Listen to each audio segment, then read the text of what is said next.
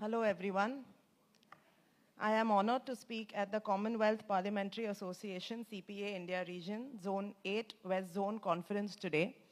For today's program, on the stage, we have Mr. Ram Shinde, Dr. Neelam Tagore, and Mr. Harivansh Singh. आपको बहुत बहुत शुभकामनाएं आपके retirement के लिए and आपका speech बहुत ही अच्छा था. You touched various topics which were very inspiring. Congratulations to you for that. Firstly, I would like to introduce myself. I'm a second-term MLA from Maharashtra. And I would also like to tell you that I am the daughter of a bureaucrat. My father, Mr. Ashok Lokhande, served for 8 years in Goa and he retired as the HOD of Mormugao Port Trust. So he worked very closely with the coast of Goa, and it is a great honor to be present today at the CPA. Today's speech, as we know, is about the role of young legislators in contributing towards the vision of a developed India by 2047. As we all know that we are standing at a precipice today. Today, the decisions that we make as legislators will make a big difference in the future of our country and shaping our economy in 2047. As we all heard time and time again in different speeches, that 65% of our population is under the age of 35. I feel that's a great opportunity, but active participation of youth also is something which I feel is a responsibility of us as legislators. Because what happens is many times the youth face very, very different challenges. They don't understand how to contribute. They don't even follow politics, what's happening. They have their own different issues.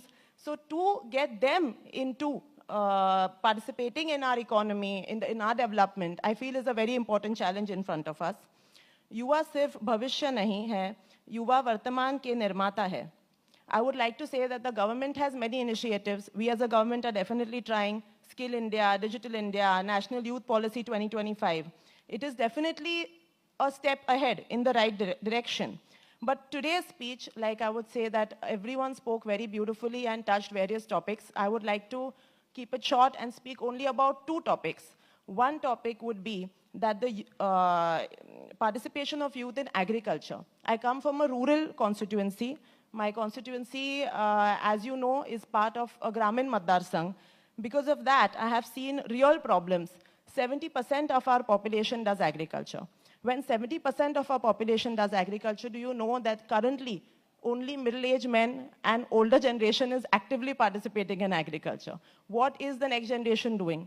Gen Z, are they really participating in agriculture? Do they really know what's happening? It is great to know that unicorns are happening, Startup India is happening. But all this paints a picture that the next generation is leaving the rural and moving to the cities and trying to do something over there.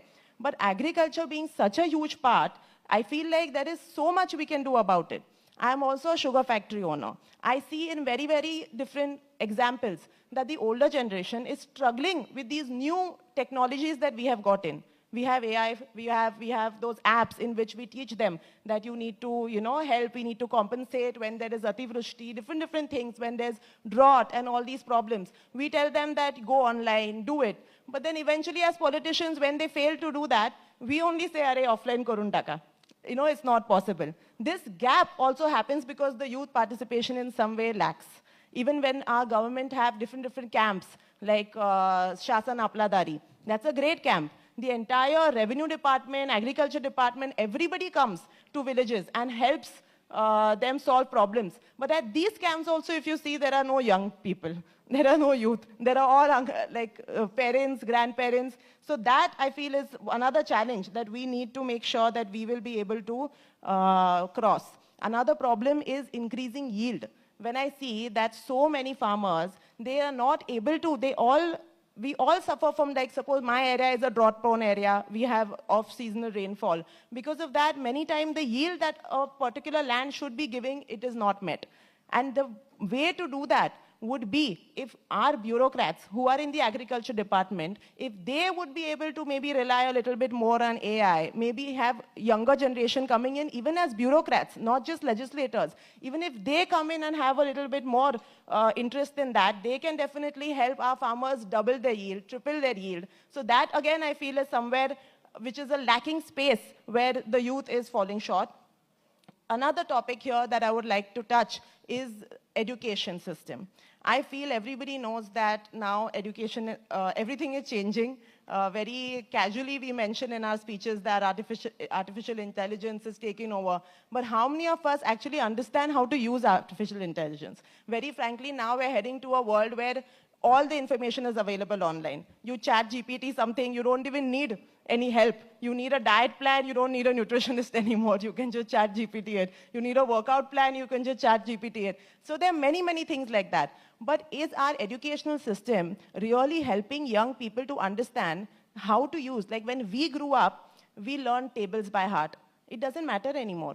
If you see, now our children don't need to learn tables because when they grow up and they go into a workforce, it doesn't matter if they know formulas, it doesn't matter if they understand all these things. Even if they don't even matter if they remember each and every thing that they learned in their history book, geography books. What is important that the child should know what to type inside ChatGPT to give you the right answer, which I feel that is a skill which somewhere we need to start teaching our children. So definitely, I would say that the education system is somewhere we as legislators also as youth need to get involved to understand that how this is important. Also social skills.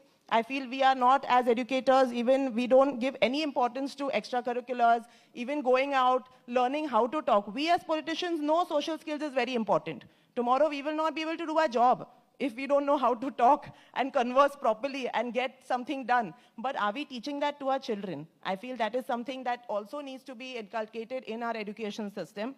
Also, lastly, I would like to say that, again, there are many challenges. Like I said, that the youth generation feels disconnected from us. Our duty is to build their trust, to create platforms for them, to also increase participation with the youth in different levels. So that is something definitely we can pay attention to for our Vikasit Bharat in 2047.